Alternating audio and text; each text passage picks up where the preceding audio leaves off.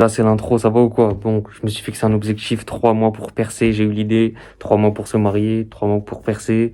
Bam, donc là, je vais tout donner pendant 3 mois, je vais essayer de sortir 3 vidéos par jour. Donc, monte dans le train, abonne-toi et on se dit objectif 1 million. Ok, aujourd'hui, nouveau petit react d'une youtubeuse Ami Story, ou Ami, ouais, Ami Story. J'ai pas d'amis, la dangereuse mode des réseaux sociaux. Et c'est vrai qu'on l'a observé, les gens maintenant, ils pensent que la solitude, c'est un truc louable. Ils pensent que la solitude, être nonchalant, être autiste, il y a même des gens, ils s'inventent des troubles. Ouais, je suis trouble de la personnalité. Ils s'inventent des troubles, ils sont dans un film, ils croient que c'est des choses louables. Alors pour certains, c'est des handicaps et c'est des choses qu'ils ont vraiment.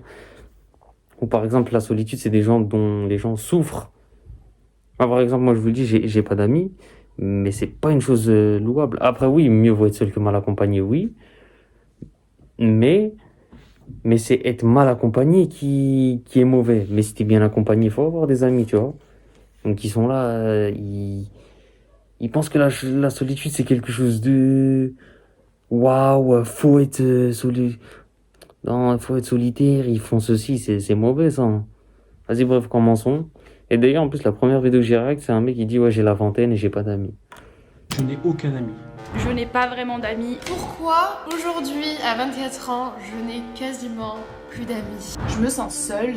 J'ai personne avec qui parler la journée. J'ai personne avec qui aller au resto. J'ai personne avec qui aller faire du sport. J'ai personne avec qui organiser des week-ends. Il y a 10 mois, cette vidéo est apparue dans mon fil d'actualité. On y découvre une petite nana de 23 ans qui nous raconte en facecam son quotidien de solitude avec un montage ultra minimaliste. Et sur le coup, je me suis dit, mais qui est-ce que ça va intéresser? Solitude avec un montage ultra minimaliste. Dites-vous là, donc ce qu'elle a fait, elle est partie dans la rue, elle a vu, ah là je peux poser ma caméra, elle a posé sa caméra, elle a marché, donc elle est passée, elle a coupé au montage, mais elle est revenue chercher sa caméra et elle a vraiment marché. Alors dites-vous ça, moi j'arrive pas à penser à autre chose quand je vois que des gens, c'est-à-dire ils posent la caméra, après il est revenu. Et sur le coup, je me suis dit, mais qui est-ce que ça va intéresser? Et j'ai imaginé la vague de commentaires haineux se moquant d'elle qu'elle risquait de recevoir. Mais j'avais totalement tort. Puisque seulement quelques semaines plus tard, la vidéo avait cartonné avec plus de 300 000 vues pour seulement la deuxième vidéo de sa chaîne, et avait récolté plus de 2000 commentaires, tous plus adorables les uns que les autres. Et à ma plus grande surprise, ça ne s'est pas arrêté là. Puisqu'après ça, mon fil d'actualité a été envahi de vidéos similaires. Ici. Même moi. Vous avez la première vidéo que j'ai réact, bah, c'est la première vidéo de la chaîne. Ouais, j'ai réact à la vingtaine, j'ai pas d'amis. Je réagis à sa vidéo. Et j'ai eu que des pour toi comme ça. Enfin, dans ma fil d'actualité YouTube. Ou encore ici. Bon, ok YouTube, j'ai compris que tu sais que j'ai pas d'amis. Pas la peine d'enfoncer le clou. Tout ça m'a amené à faire une recherche pour découvrir. Mais après, ce qui me fait croire aussi que, attention aux réseaux sociaux, c'est qu'en fait, te perçois pas que ce que tu vois sur les réseaux sociaux, c'est la réalité, parce qu'en fait, c'est ce que tu vois toi, et YouTube te propose du contenu que toi t'aimes, YouTube, TikTok, Insta, tout.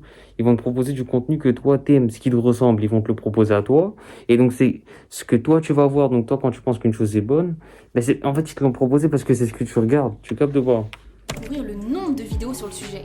Mais ce qui m'a le plus choqué, c'est le nombre colossal de vues de ces vidéos alors même que les créateurs ont souvent très peu d'abonnés.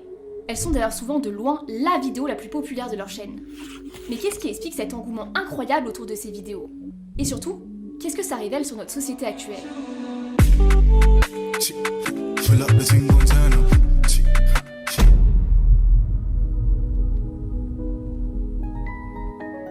Hi guys, this video blog is about me. My name is Brie, I'm 16. Brie, alias Lonely Girl 15, lance sa chaîne YouTube en 2006 pour raconter son ennui et ses peines. Même si on voit parfois son seul ami Daniel apparaître. 2006. Il y en a, vous étiez même pas nés. Pour partager ses après-midi ennuyeuses de banlieusards américains, les vidéos sont d'une simplicité extrême avec une image et un son d'une qualité médiocre. Et pourtant, ces vidéos explosent au point qu'elle est considérée aujourd'hui comme celle qui a lancé l'un des formats les plus populaires de la plateforme, les vlogs. Et même si YouTube a beaucoup changé aujourd'hui, c'est la même recette qui a contribué à faire de Léna Situation la plus grande youtubeuse française. Tout comme Brie, elle a commencé en partageant ses galères et ses doutes sans filtre devant la caméra. Pourquoi moi et pas une autre? Tu vois ce que je veux dire? Et je sais que c'est bête parce que... Moi, personnellement, bon, je la connais pas. Mais je l'ai connue, je crois la première fois que je l'ai vue, c'était quand elle avait fait avec McFly et Carlito. Raconte ta pire anecdote, un truc comme ça, une vidéo comme ça, où ils sont tous assis, ils racontent ta pire histoire. Elle était avec les Kardashians. Enfin bref. Ah voilà, qu'est-ce que je voulais dire? Ah voilà, la seule youtubeuse moi que je connais, c'est Natou. Natou, je regardais à l'ancienne, c'était drôle, elle était avec son mari ou son fiancé, je sais plus. C'est pas comme si j'ai pas bossé pour le faire. Et le schéma se répète pour Emma Chamberlain, considérée comme l'une des plus grandes influenceuses mondiales. Malgré son succès, on la voit presque toujours seule à confier ne pas avoir beaucoup d'amis et être déprimée. La solitude et la mélancolie sont d'ailleurs l'une des principales caractéristiques Je connais pas. Pourtant, elle fait des 10 millions de vues, hein, presque. Et connais pas. de sa chaîne. Et même si ça peut paraître contre-intuitif, parce qu'on se dit que les gens viennent se divertir sur YouTube, et pas pour voir une nana se plaindre et leur rappeler tous leurs problèmes, c'est précisément ça qui a été la clé de leur succès. Le partage d'émotions négatives. Pourquoi ? Parce qu'elles permettent aux autres de s'identifier à nous comme on peut le voir dans presque tous les commentaires. Et qu'il n'y a pas de meilleur moyen pour créer une connexion avec son public. De nombreuses communautés se sont d'ailleurs soudées autour de la tristesse. Comme ça a été le cas de la culture grunge et gothique, des Tumblr Girls qui ont soudé leur communauté autour de la dépression et dans lequel le public ne se retrouvait plus lorsqu'elles allaient mieux, ou d'artistes comme Lana Del Rey qui ont réuni un public autour d'une tristesse glamourisée. Dans ce contexte, on comprend bien pourquoi toutes ces vidéos sur la solitude explosent. Mais en soi, des vidéos où des créateurs de contenu confient leurs galères, il en existe plein et sur un tas de sujets différents. Il ne suffit pas à un créateur random de faire une vidéo triste pour exploser sur YouTube, contrairement aux vidéos J'ai pas d'amis qui ont suffi à lancer des chaînes. Logiquement, on peut en déduire que le partage d'émotions négatives ne suffit pas à expliquer leur succès. La réalité, c'est que l'explication est bien plus profonde que ça. J'ai toujours été une fille ultra sociable, mais pour être honnête, vers mes 24 ans, je me suis retrouvée seule. Mes amis ont déménagé ou nos chemins se sont séparés. Et moi, je me suis enfoncée dans le travail pour oublier. Oublier que mon téléphone ne sonnait plus et que j'avais rien à faire de mes week-ends. Et ça a presque marché, puisque pendant un moment j'ai réussi à me convaincre que cette situation était volontaire. De toute façon, j'avais plus le temps pour ça. Mais forcément, un jour, la réalité te rattrape. Et là je me suis rendu compte que je me sentais désespérément seule et que ça faisait mal, putain. Après un an... Ah, ça fait mal d'être seul. Mais attends, à un moment donné, tu sais, la solitude, c'est... Vas-y, tu sais, tu kiffes en mode... Pas tu kiffes, mais t'es bien, tu sais, en mode... Ni tu vas bien, ni... Ni l'un ni l'autre, ni bien ni mal. T'es normal, quoi. Et comme il disait à TK78 avant qu'il commence à partir en vrille, avant juillet 2020, il disait avant dans ses anciens conseils de grand frère, il disait... Bah, ses conseils de grand frère, la solitude, il disait... Lui, il jouait à Call of et du coup, il a abandonné ses potes pour le World Record Call of, le grand record du monde. Et il disait, bah, j'ai lâché mes potes. Et à un moment donné, je me suis rendu compte, j'ai même plus avec qui, tu sais, rien que parler. Et j'ai ressenti ça. Et quand j'ai ressenti ça, j'ai pensé à son conseil de grand frère, j'ai fait, ouais, j'ai fait, non. C'est donc ça dont il parlait. C'est, waouh. Et bref, c'est pas louable, hein, la solitude. Hein. Bon, il y en a qui tiennent, il y en a qui tiennent pas. Un an et demi de péripéties, j'ai heureusement réussi à m'en sortir. Et j'ai voulu aider les autres à y arriver aussi. Résultat, j'ai lancé il y a presque un an un blog et une page Instagram. Mais j'ai raconté mon histoire que sur une petite page perdue de ce site. Pourtant, j'ai été choquée du nombre de DM et de mails que j'ai reçus de personnes qui se reconnaissaient dedans. Moi qui pensais être une exception, voire plutôt une anomalie pour être honnête, et que j'allais seulement aider quelques personnes, même si c'était déjà ça, j'ai réalisé qu'on était des milliers à ressentir ça. Ou plutôt, des millions. Plus précisément, 7 millions de Français. Et encore plus étonnant, ce sont en majorité les jeunes qui en souffrent. 27% des 18-24 ans se sentiraient toujours ou souvent seuls, contre seulement 10% pour les 65-74 ans. Et ce chiffre monte à... Moi, ils m'ont pas interrogé. Hein. Moi, les sondages, ça m'étonnera toujours. Moi, ils m'ont pas interrogé. Comment ils ont eu... chez les jeunes de 18 à 24 ans, comment ils ont eu ma réponse? Moi, j'ai pas voté. 27%. Il y en a, oui, je sais, ils font une estimation, non, je sais. toujours ou souvent seuls, contre seulement 10% pour les 65-74 ans. Et ce chiffre monte à 66% pour les moins de 35 ans. 700 000 jeunes sont coupés, n'ont pas de contact dans les 5 réseaux de sociabilité qui sont la famille, le travail, les amis, les voisins et les activités associatives. Donc 700 000 sans contact complètement. Zéro contact, si je puis Rien, dire. il ne parle à personne. Ou une fois par semaine, très très peu de rencontres physiques avec des autres. Pourtant, quand je cliquais sur le profil des gens qui m'écrivaient, j'étais choquée de voir leur Insta. Ils avaient l'air de gens avec une vie sociale parfaitement épanouie. Le type de personne que j'aurais envié pendant mes soirées seules à scroller sur mon canapé il y a 2 ans. Et c'est bien le problème. Même si cette épidémie de solitude existe, elle est totalement taboue. Pourquoi ? D'abord à cause de la culture populaire qui crée un imaginaire collectif de ce à quoi devrait ressembler notre vie sociale. On a grandi en regardant 6 amis inséparables qui passent leur temps ensemble au café du coin et qui sont toujours restés aussi proches malgré des mariages, des séparations, des bébés et des changements de carrière. Et Friends n'est pas une exception, puisque c'est un schéma qu'on retrouve dans Non, moi la réalité elle m'a tout de suite rattrapé. Hein. Déjà si tu connais, je sais pas, par exemple le déménagement ou même après le collège, chacun choisit son lycée, vous allez être divisé. Après le lycée, tu vois que t'as plus aucun pote. Non, moi la série, les séries, tout la ça plupart des là. séries. Bon, attendez, déjà là, j'en connais aucune là. Revenons à la série d'avant. Elle, voilà. Ça, même si tu vois ça ou d'autres séries similaires, j'ai oublié, ça passait sur la 12. La 12 là. C'est dans le même délire. Ils sont sur un canapé, ils sont... purée. Sur la 12, ça passait. Malgré le fait qu'ils soient en couple, qu'ils travaillent, nanana. J'ai oublié, frère. Leur temps ensemble au café du coin et qui sont toujours restés aussi proches malgré des mariages, des séparations, des bébés et des changements de carrière. Et Friends n'est pas une exception, puisque c'est un schéma qu'on retrouve dans la plupart des séries. La conséquence, c'est qu'à nos yeux, ça ne paraît plus normal que les amitiés se terminent et qu'à certains moments de notre vie, on puisse se retrouver seul. Et ce phénomène est encore accentué par les réseaux sociaux qui nous poussent à penser que le monde entier a un entourage parfait, sauf nous. Résultat, on se voit comme une anomalie de la société et forcément, quand on perçoit quelque chose comme un défaut, notre premier réflexe c'est de vouloir le cacher. Ou à l'inverse, de vouloir faire croire qu'on en est totalement satisfait et que c'est même une force. Ce qui est rendu possible grâce à la glorification de l'indépendance de la société qu'on peut voir avec tous les vlogs, vivre seul, je voyage seul, ou apprécier son indépendance. Et tous les commentaires de ce type. Et certains me trouvent courageuse, ils me disent waouh, tu vas au restaurant toute seule, waouh, t'es super indépendante, j'aimerais avoir le même courage que toi. Mais parfois j'aimerais moi aussi partager un brunch avec quelqu'un. J'aimerais moi aussi pouvoir partager cette excitation du décollage avec quelqu'un. J'aimerais partager ces soirées à danser à fond dans mon appart avec quelqu'un. Même si c'est vrai que Ça me fait penser aussi à... Toi, tu culpabilises de toi-même, mais les gens autour de toi, tu les impressionnes. Ça me fait penser à ça.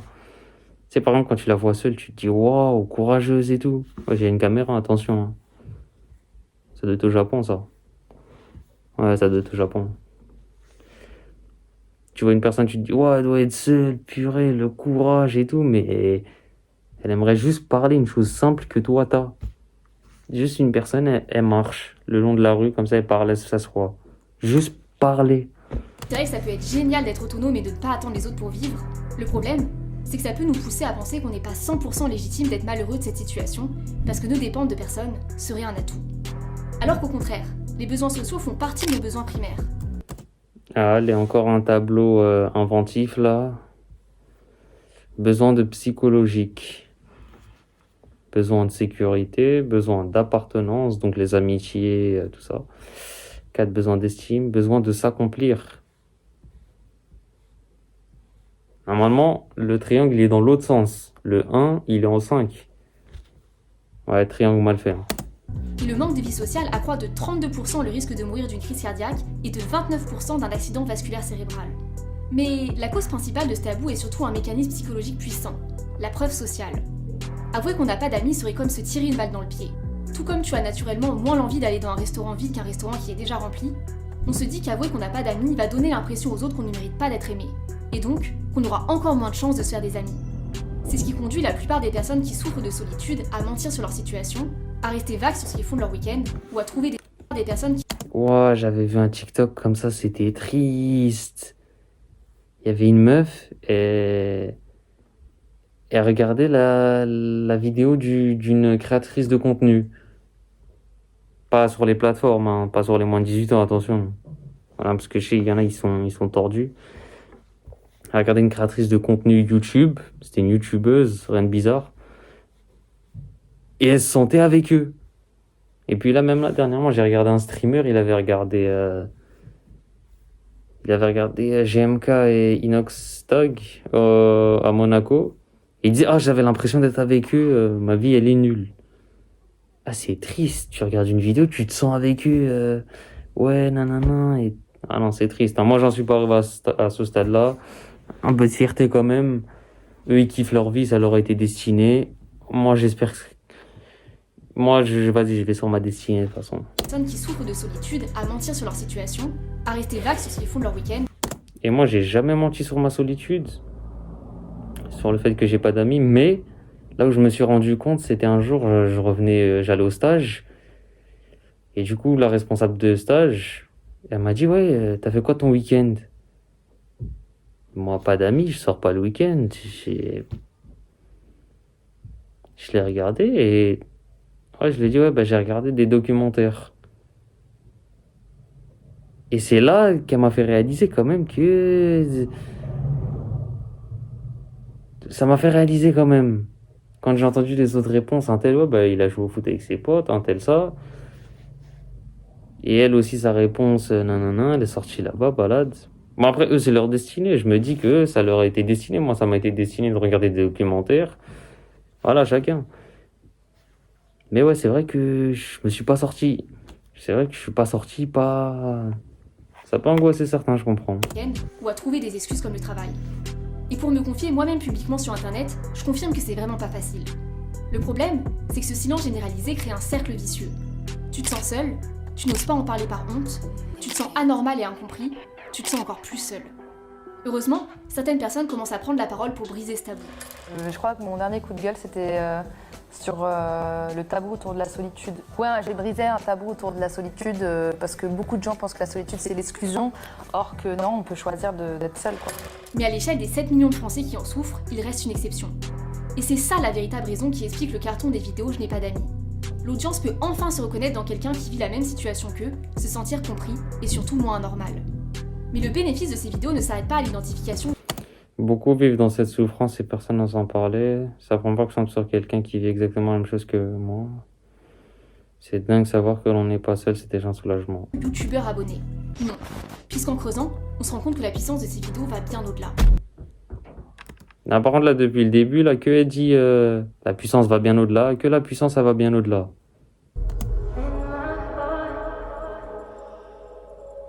Depuis quelques années, on a vu des vidéos de musique lofi inonder YouTube. Une musique calme et relaxante qui aide les étudiants à se concentrer pour réviser leurs examens. Mais ça, c'est uniquement ce qu'on voit en tant que spectateur externe. Parce qu'en réalité, le vrai avantage de ces musiques se cache juste en dessous dans leur espace commentaire. Est-ce que les étudiants y parlent de musique? Pas vraiment.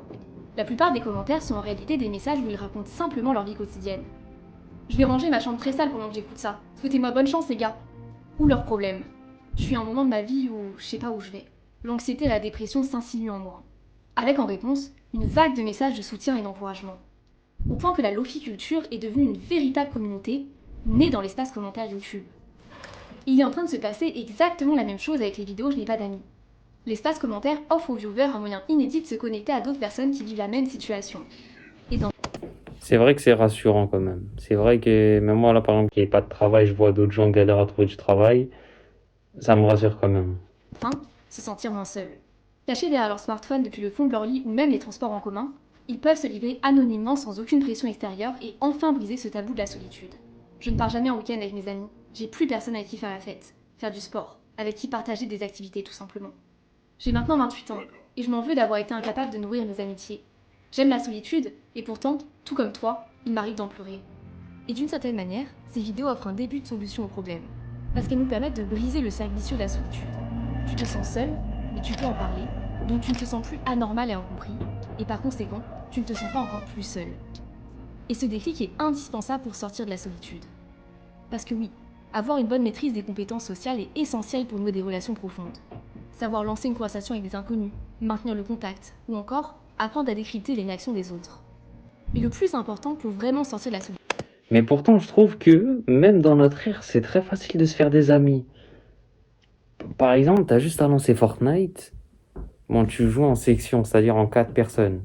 Comblées, c'est-à-dire que toi, t'es une personne et vous allez jouer à 3. 3 de plus, donc ça fait 4. Tu lances une partie et c'est des gens que tu connais pas, avec qui tu tombes dans la même équipe sur Fortnite. Et tu mets le micro et tu peux parler avec eux. Et ça peut devenir ton ami et vous faites plein de parties Fortnite ensemble. Et ça peut déboucher sur la vraie vie s'il habite pas loin ou quoi, mais L'idée est là que déjà tu parles à distance. Déjà, c'est un début, c'est un début. Par exemple, l'autre fois, je jouais à Call of Duty Black Ops 3, mode zombie. Donc c'est pareil, on est 4 pour faire le secret. Et tu mets le micro et tu parles avec les gens. Ouais, ça va ou quoi? Ouais, ça va, nanana. Toi, tu fais quoi et tout.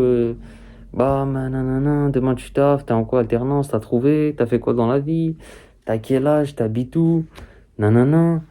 Et tu sais, tu parles, tu te fais des amis. Ou GTA, ou plein. Je me rends compte que c'est facile. Ou même, tu sais, par exemple, tu sais, t'as juste à sortir dehors. Et je me dis que c'est quand même simple de se faire des amis. C'est quand même simple. Mais le plus dur, c'est pas les amis. On revient à TK78. Hein. Les amis, c'est pas ce qui manque. Le plus dur, c'est de trouver les bons. La solitude, c'est la mentalité avec laquelle tu l'abordes.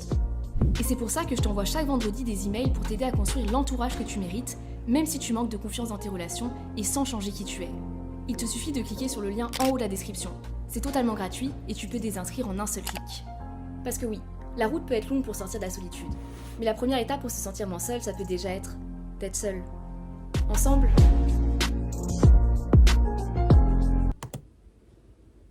Ok. Très très bonne vidéo. Franchement, comment elle a dû galérer à la faire la vidéo. Là pour vous, c'est 10 minutes. Mais les recherches, les sites sur lesquels elle est allée, zoomer, bam, la phrase, la solitude est une bête noire. Aller sur telle vidéo, enregistrer ça, et pour pas que il y ait de droit d'auteur, nanana, ça prend que 3 secondes la vidéo. Ah ouais, c'est... Waouh. Et en plus, elle relève même un tabou. Et elle rassure les jeunes, non, franchement, c'est les jeunes ou les moins jeunes. Ok, non, franchement, très très belle vidéo. J'espère que vous avez aimé. Dites-moi aussi si vous êtes dans la solitude. Dites-moi vous c'est comment. Dites-moi, c'est pas un flex, hein, la solitude, c'est pas... Voilà. Mais parlez-en. Les commentaires sont là. Abonne-toi. Lâche le commentaire dans le prochain react.